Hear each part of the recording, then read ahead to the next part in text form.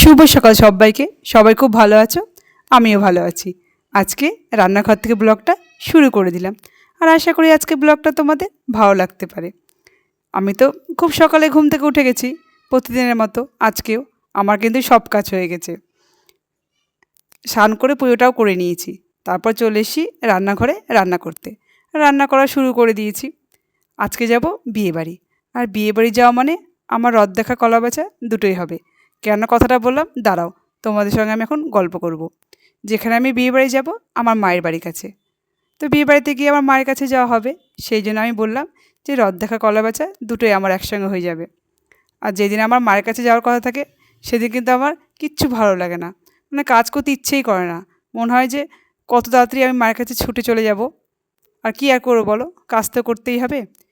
সেই জন্য দেখো তাড়াতাড়ি করে রান্নাটা করে নিচ্ছি। আজকে বেশি কিছু রান্না করব না, আলু পটল দিয়ে একটু বাটা মাছের ঝোল করে নিলাম, আর রান্না তো আমার হয়েই গেল।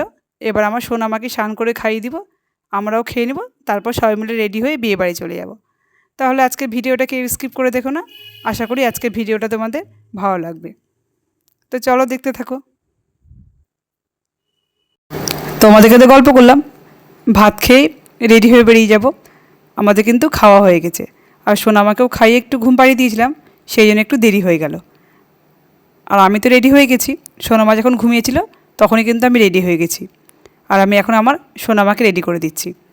আর সোনামাকে একবারে রেডি করে দিব না, প্রথমে আমি মায়ের কাছে যাব, মায়ের বাড়ি থেকে তারপরে বিয়ে বাড়ি যাব। আর সোনামাকে এখনই জামা পরিয়ে দিব না, একদম হালকা জামা পরিয়ে দিলাম। মায়ের বাড়িতে গিয়ে তারপর সোনামাকে ভালো একটা জামা পরিয়ে তারপরে বিয়ে বাড়ি নিয়ে যাব। আর আমি তো রেডি হয়ে গেলাম, নাহলে আর সময় পাবো না, কারণ মায়ের বাড়িতে গিয়ে আমার দুই মাকে আবার রেডি করে দিতে হবে। আর যতই তাড়াহুড়ো করি না কেন, দেরি কিন্তু হয়েই যায়।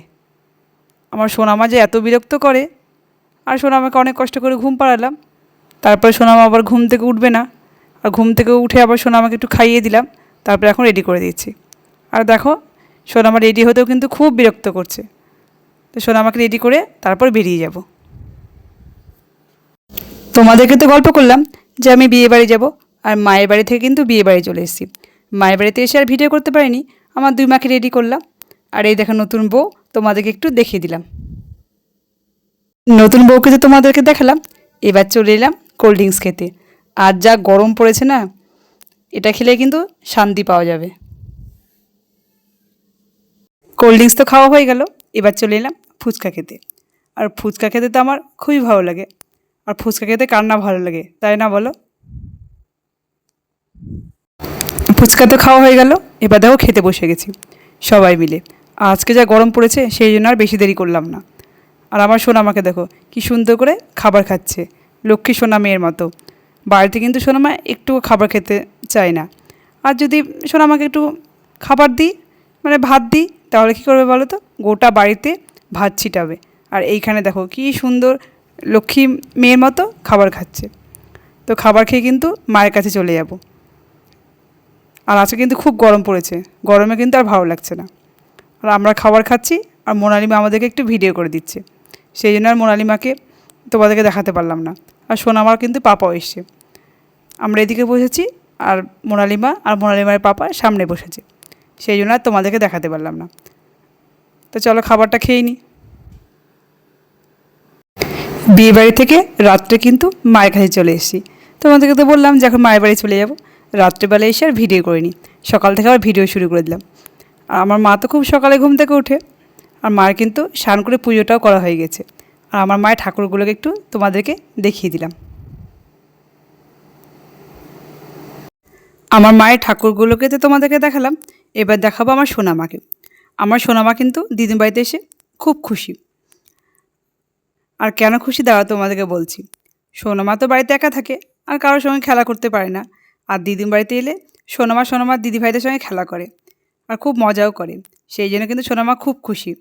আর দিদির বাড়ি থেকে কিন্তু সোনামা বাড়ি যেতে চায় না, বাড়িতে গেলে তো সোনামা আবার একা হয়ে যাবে, কারোর সঙ্গে খেলা করতে পারবে না। সেই জন্য সোনামা দিদির বাড়িতে এত মজা করে আর এত খুশি থাকে। আর এই যে এটা হচ্ছে আমার মিষ্টি বোন, মানে আমার মামার মেয়ে। আর আমি যেভাবে ব্লগ করি, আমার বোন কিন্তু সেভাবে দেখো তোমাদেরকে দেখালো। আমি যেভাবে কথা বলি, তোমরা সবাই কেমন আছো। আমার বোন কিন্তু সেভাবেই বলে একটু হাসলো। আর এই যে এখন আমার সোনামাকে কোলে নিয়ে খেলা করছে সবাই মিলে। আর সারাদিনই কিন্তু আমার বোন আমার সোনামায়ের দুষ্টুমি চলতেই থাকবে। আবার বিকেলবেলায় চলে এলাম তোমাদের সঙ্গে কথা বলতে। আর এখন আমরা সবাই মিলে চলে এসেছি রাধা গোবিন্দের মন্দিরে। আর ঝুলানোর শব্দ শুরু হয়ে গেছে। আর আমার সোনামাকে দেখো কী সুন্দর করে ঠাকুরকে দোল দিচ্ছে। আর আমার সোনামা কিন্তু মন্দিরে এসে খুব খুশি। আর মন্দিরে কিন্তু খুব ভিড় আর কীর্তন হচ্ছে। আর কালকে থেকে মন্দিরে আরও বেশি ভিড় হবে। কালকে থেকে তো অনুষ্ঠান শুরু হয়ে যাবে। আর কালকে তো আমি আর আসতে পারবো না, বাড়ি চলে যাব। সেই জন্য আজকে একটু মায়ের সঙ্গে চলে এলাম মন্দিরে। তো বন্ধুরা, আজকের ভিডিওটা এ পর্যন্ত।